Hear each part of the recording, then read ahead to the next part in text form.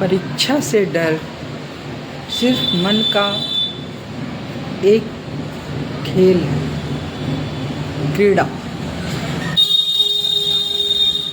जिसे मन के अंदर का ही कीड़ा पनपने के लिए देता है। परीक्षा कुछ नहीं है, परीक्षा सिर्फ मन का एक भय है,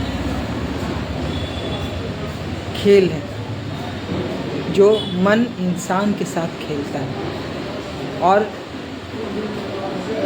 इंसान उसमें डर और भय के मारे कभी कभी इतना डर जाता है कि वो परीक्षा में बैठना ही नहीं चाहता। अरे परीक्षा में बैठोगे तभी तो फेल होगे, पास की तो छोड़ो, परीक्षा में बैठने पर ही तो इंसान फेल होता है।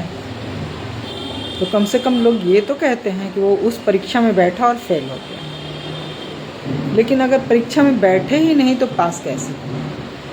ये सोचने वाली बात है। इसलिए परीक्षा में इंसान को अवश्य बैठना चाहिए और जिसकी जितनी मेहनत होती है उसे उतना फल ज़रूर मिलता है। फेल हो गए तो क्या हुआ, इस बार फेल हुए अगली बार पास भी हो सकते हैं। अगर बैठोगे नहीं परीक्षा में और सिर्फ परीक्षा की माला जपते रहोगे तो थोड़ी पास हो जाओगे। और परीक्षा का डर इंसान अपने मन में पाल लेता है।